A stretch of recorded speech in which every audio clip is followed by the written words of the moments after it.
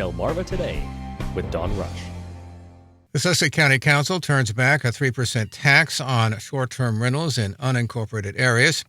The battle over the offshore wind projects along the Ocean City coastline heats up, and there are new directives for cleaning up the bay as it falls short in achieving its cleanup goals. Welcome to Delmarva Today. This is Don Rush. In our studio this afternoon is Coastal Point reporter Susan Ganfor. Welcome to the program. Hi, Don. So I just understand that there are plans by Tidal Health to take over Atlantic General Hospital in Berlin. What do we know so far? We have found out that Tidal Health in Salisbury has signed a letter of intent with Atlantic General Hospital in Berlin to combine the two organizations. According to a news release from Tony Kaiser, she handles public relations for AGH. Earlier this year, the AGH Board of Trustees announced the launch of a strategic partnership exploration process to consider options to enhance the healthcare all over the region. She said both organizations are well aligned in their mission. And Steve Leonard, who's the president of Tidal Health, also had a comment in that news release. He said Tidal Health recognized AGH's long-standing commitment and service to the community and looks forward to continuing combining their shared objectives. The merger will mean access to electronic medical records, improved coordination of services, providing capital funding to expanding services, and strengthening the hospital's ability to retail and attracting a high-quality workforce. And if you'd like to know more, the website is aghforward.org. And that hospital has really been there for a long time, really a landmark in terms of Berlin. Atlantic General Hospital has been there since the 90s. I was there covering the groundbreaking of that hospital back in the 90s. And I remember when it was built. I remember when it opened and when they named it. And I've been with it, writing stories about it ever since. Well, the other story we have, of course, is that the Wicomico County Executive Julie Giordano apparently posted on her Facebook page that her husband has suffered, at least from some kind of heart condition. What do we know so far? Yes, Wicomico County Executive Julie Giordano this week was asking for prayers on Facebook after her husband, Ralph, suffered a massive heart attack while he was at the gym on Tuesday. On Facebook, she thanked friends for calling her and sending text messages, and she also thanked the gym staff for starting CPR right away, and Delmar and Salisbury fire departments for taking over and getting him right to the hospital. She said they are not out of the woods or in the clear by any means, and she asked that the community keep him in their prayers. More than 900 people responded to those Facebook posts saying they were praying and they were so sorry to hear about the incident. Giordano, of course, was sworn in as county executive in December 2022. She and her husband, Ralph, have a son, Jack, and she has two older stepchildren, Jordan and Evan. So we certainly wish the Giordanos good health. Also, of course, now we want to turn to Delaware, and I understand the Sussex County Council has decided not to impose the 3% tax on the short-term rentals under their jurisdiction, but the vote was close. Vote was very close. I was there covering that meeting this week up in Georgetown. The Sussex County Council voted down a 3% lodging tax on the cost of short-term rentals in unincorporated areas of Sussex County. They had a public hearing Tuesday morning, and they heard testimony from several people, almost all of them asking the 5-member panel not to approve the additional 3% tax. The state had the proceeds from that tax earmarked for dredging, beach replenishment, and related projects. 2 of the council members voted for it, Council President Mike Vincent and Councilman Doug Hudson. But council members Mark Schaefer and Cynthia Green were both opposed, and then breaking that tie was Councilman John Riley. He said there's already tax on property, and now there was a push to put another tax on how property can be used. Not only that, but Riley said the state wants to make maintaining inland waterways and dredging the responsibility of Delaware's towns, which is not in any town's budget to undertake. These areas, in my opinion, fall under the state's responsibility, he said. They raise money from the transfer tax intended to be used for infrastructure. So I think we are instituting something that sets a precedent. We're going to put the camel's nose under the tent. Those are all the comments from John Riley. During the public hearing, the county's Attorney J. Everett Moore Jr., read a letter from Adrienne Gallagher. She's the director of the Delaware Association of Realtors. She asked the council not to pass the additional tax and wrote in the letter to the council that it would infringe on private property rights and make it more difficult to rent short-term rentals. Another woman called in during the public hearing, By phone, she said she rents properties during the summer, and she asked the council to consider the impact that increased tax would have on renters, and several others also asked the council not to pass the tax before they took the vote. So it essentially sounds like there was a large amount of opposition from the people who showed up to There were talk. there were about 9 people who spoke there at the council chamber, and 1 called in, and everyone except 1 asked not to impose the tax. And also in Millsboro, I understand that the future of the pay raise for the town manager, Jamie Burke, is still up in the air. Won't know until next month. They're going to talk about it again next month. After a long discussion at the last Millsboro Town Council meeting, the council eventually decided to table a decision to renew town manager Jamie Burke's contract and approve a 16% raise for him. They'll talk about it again at the January 6th meeting.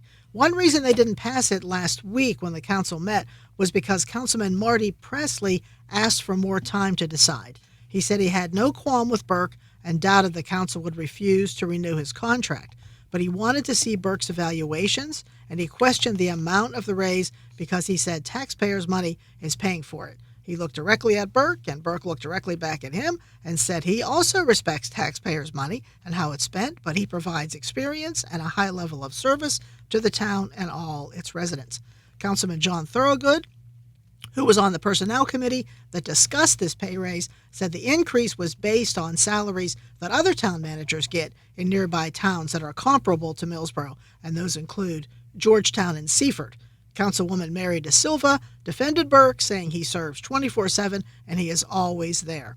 Presley said the council got hit with this, and it wasn't fair because they didn't have enough background information or enough time to decide. So we'll see what they decide on January 6th. Sounds as if they may very well go ahead and approve it, just a matter of time, it looks like. More than likely they will. He's very good at what he does. And is very soon well liked, I guess? Yes, he is well liked, and he's a good hard worker. And it's not him, I don't think. I think they just wanted to be sure they had all the evaluations in place and did it in the process that's required by the town. Now, also, Wigan, the former Christina School District Superintendent Daniel Shelton, he's filed a federal lawsuit. Alleges that 4 members of the school board destroyed his reputation and violated his due process and contract rights. What's going on here? What's the background on this one? Delaware's Christina School District has more than 9,600 students, and it is embroiled in controversy between the school board and the former superintendent, Dan Shelton, and that means a lawsuit.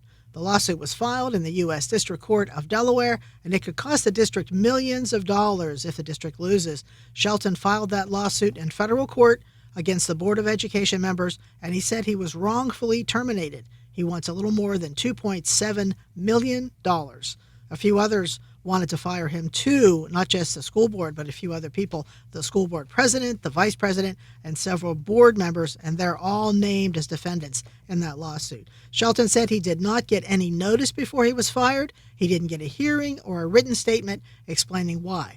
The lawsuit seeks compensation for loss of earning capacity, lost wages, back pay, pension, benefits, and future pay. Shelton began his career as a teacher there in the Christina School District. He was named superintendent in 2020, and he was named the state superintendent of the year in 2022. So it doesn't seem as if it's anything that the board members necessarily said, but rather just simply this firing. It sounds like it's court. That's his side of the story. It sounds like they just fired him without any reason. We'll find out more when we cover that court case. Okay, now, of course, Rehoboth Beach, they're looking at extending those city-paid parking seasons spots, at least maybe adding 61 days. You know what it's like to try to park at Rehoboth Beach, and if you like to go up there like I do, you might be paying for parking longer into the season than you have been. City officials are talking about changing the months and the days that drivers have to pay. Right now, if you go up to Rehoboth Beach to park, you're going to pay from May 15th until September 15th. But to raise more money for the town, there's a proposal, the result of a traffic study, to start charging May 1st and continue charging until Halloween Day, October 31st.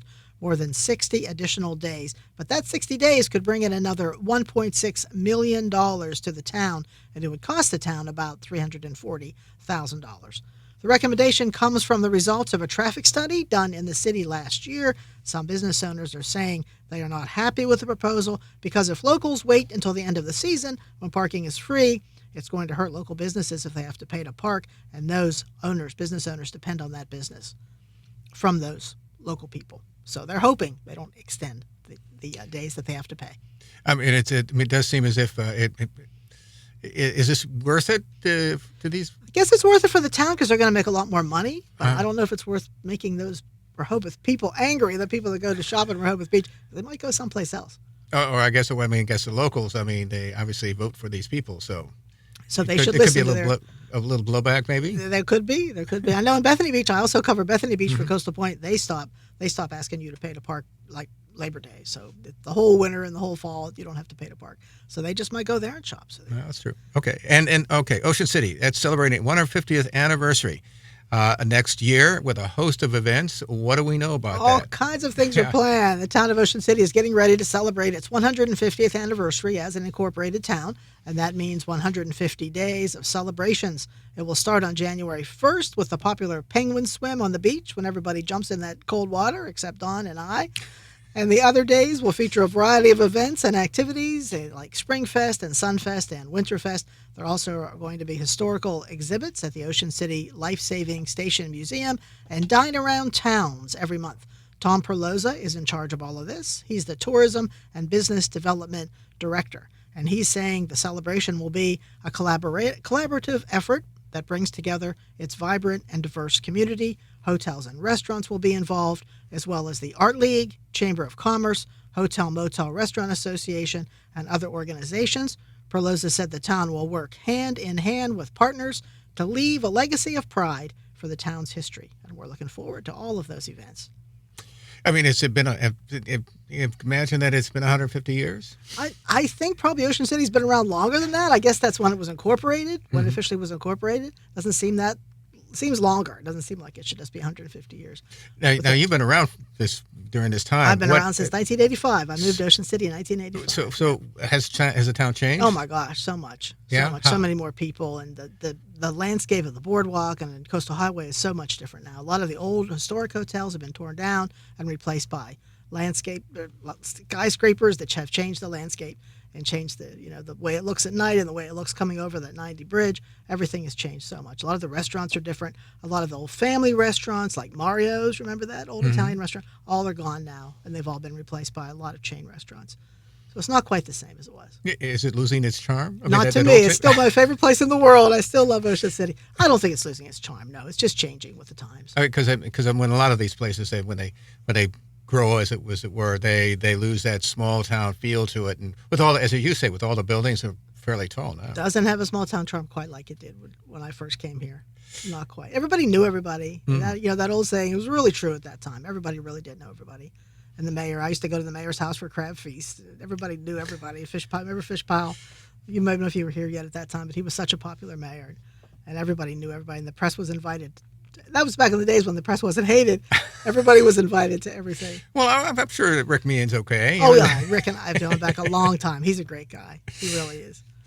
Finally, I understand that there are a couple of churches in Delaware that can provide a place, really, a space for those who are grieving this time of year. We all, of course, with holidays, we get together with people, and it's this cheery atmosphere that we kind of ooze into with all the people and the colors and the stores and all that sort of thing. But sometimes it's not so much. The holly jolly, not everybody is holly or jolly, and not everybody's happy at Christmas time. And because of that, a couple of churches in Delaware are offering Blue Christmas services. And there are two of them that I'm aware of at St. Martha's Episcopal Church in Bethany Beach and Mariners Bethel Global Methodist in Ocean View. St. Martha's is planning a service at 4 p.m. on Wednesday, December 18th, and Mariners at 4 p.m. on Sunday, December 22nd. And I talked to the Reverend Victoria Preddy. She's the pastor of St. Martha's. She said a Blue Christmas service is a toned-down celebration with songs that are more gentle and less festive. There's going to be a basket of blue bows near a tree in the church, and during the service, anybody who's feeling the weight of sadness or loss can come forward, put that little blue bow on the tree, and repeat a prayer while the organist plays. And at Mariners, the Reverend Rebecca Collison said the annual Blue Christmas services are very important. Reverend Preddy agreed with her. She said Christians everywhere are talking about baby Jesus, about angels singing, about cows lowing. She said it's all very joyful and wonderful, but it's easy to forget that Jesus' mother was a single woman expecting a baby who could have been stoned in those days. Mary and Joseph were homeless when the baby was born, and immediately afterward they had to be refugees and run away to Egypt in order not to be killed by King Herod. She said the story is really quite jarring and very poignant, so these Blue Christmas services understand that and help people who are very sad this time of year. We've been speaking with Coastal Point reporter Susan Canfor. Appreciate you stopping by and chatting with us this afternoon. It's always a pleasure. You're listening to Delmarva Today. This is Don Rush.